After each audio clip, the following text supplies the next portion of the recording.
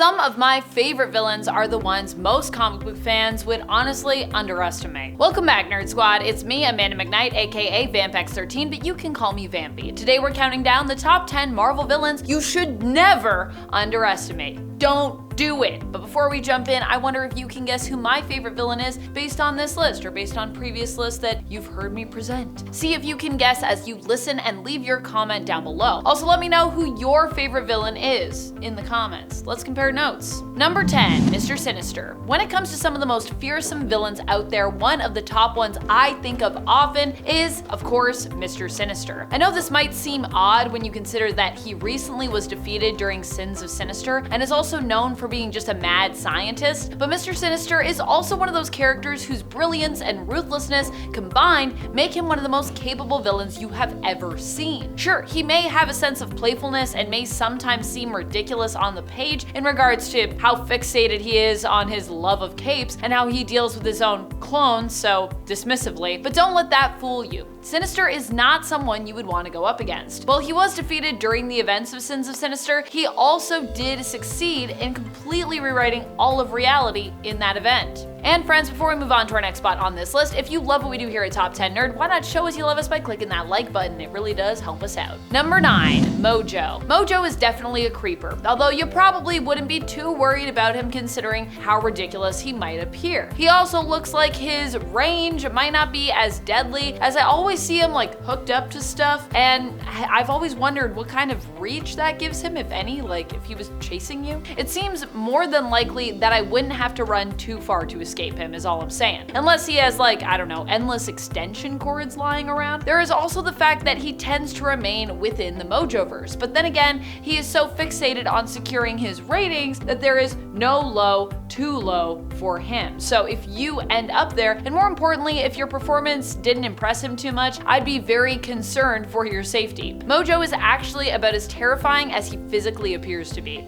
I would say. Number 8, Madelyne Pryor, aka the Goblin Queen. Madelyne Pryor lately has been more operating as a hero, or at the very least as an anti-hero in the comics, but for far longer, she was known as a villain, so I'm gonna count her for this list as she's only recently changed colors. She is known for being a clone of Jean Grey, which is why I think a lot of folks underestimate her. But she deserves to be respected when you consider that she, being a clone of someone as powerful as Jean Grey, means that she also has insane power levels as a result. She's as powerful, if not, sometimes I would say she's more powerful because she's willing to push it a little harder. Not only that, but she doesn't seem to possess the same level of compassion or empathy when she's acting as a villain. Maddie has also long had a tie to the realm of demons and Limbo, initially teaming up with them during the first Inferno fight and currently acting as their queen as ruler of Limbo, because that's what she do now. Number 7, Sandman. Sandman might seem like a lame villain because of his name and his appearance somewhat, but in reality, just being a bunch of sand is actually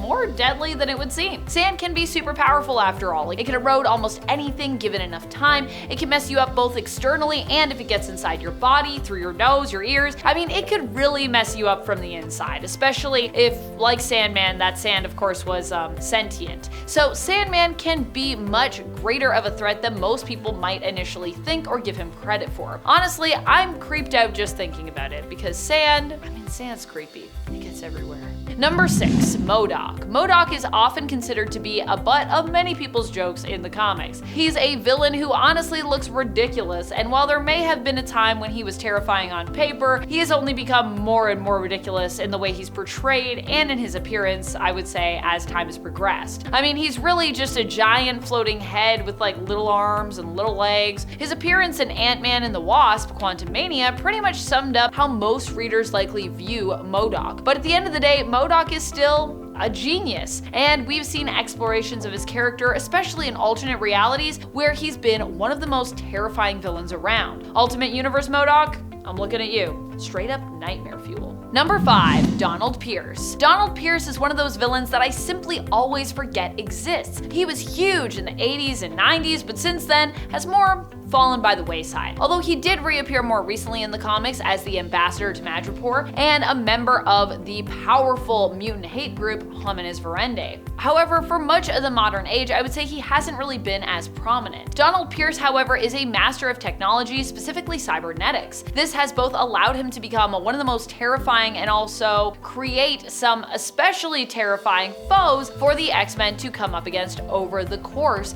of his history as a character. He also fits perfectly within a modern era where more and more of the narrative becomes less about humans versus mutants and more mutants and humanity versus AI in the comics, and also in real life, maybe. Number 4, Madame Masque. Look, all I'm going to say is that Hawkeye thought it would be a good idea to underestimate Madame Masque, and it didn't necessarily work out great for her. Oh yeah, we aren't talking about Clint Barton's Hawkeye here, but instead Kate Bishop's Hawkeye, who is one of the main heroes who has faced off with and fought against Madame Masque. Although she's also acted as a pretty prominent antagonist and love interest at times for another major hero, Iron Man. Madame Masque is powerful and obsessive to a fault. She is not someone you'd want either as your villain or even as your ex, as she has had an extremely hard time letting go of grudges. And if you wrong her or she perceived that you wronged her, she will literally destroy your entire life, or attempt to do so, in an effort to just simply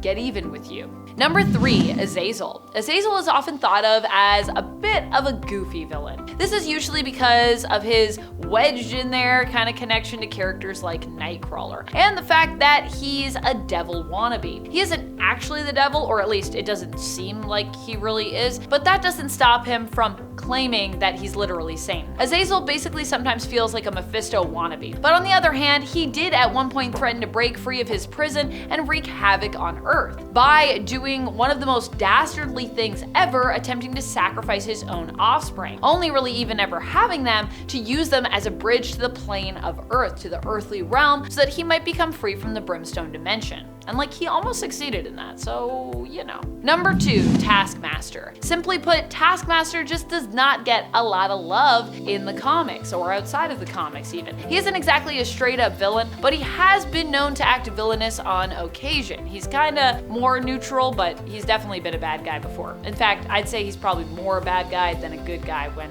we're reading stories about him. In all fairness, it just depends on who he's working for as to if he could be considered bad or not bad. He's really just a mercenary, but if he happens to be working for the bad guys, I would say watch out. Tony Masters has photographic reflexes, which means he is very hard to defeat in a fight. This is because he can learn almost any fighting style just by watching it, which makes him immediately able to execute that fighting style and oftentimes master it. He can also learn and pick up skills this way, and it means he can use a lot of our heroes' own moves against them, at least when it comes to straight up fisticuffs and, you know, non-powered combat moves. So long as he's capable of physically doing whatever they did, he can do that. So obviously, if you are a hero that can fly or, you know, like control the weather, that's not something Tony can just like pick up and do. But anything you can do that he's physically capable of, he can probably do better.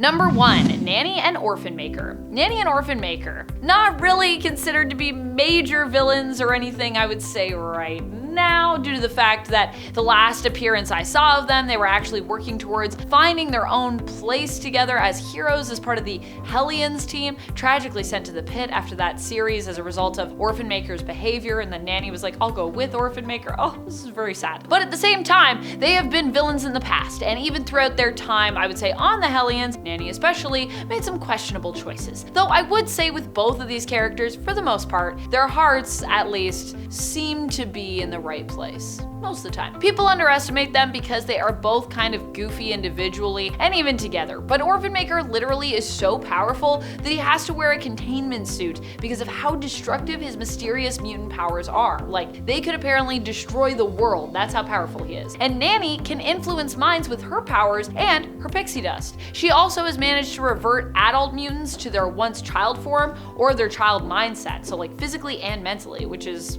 wild. That's about it. Until next time, you stay nerdy, YouTube.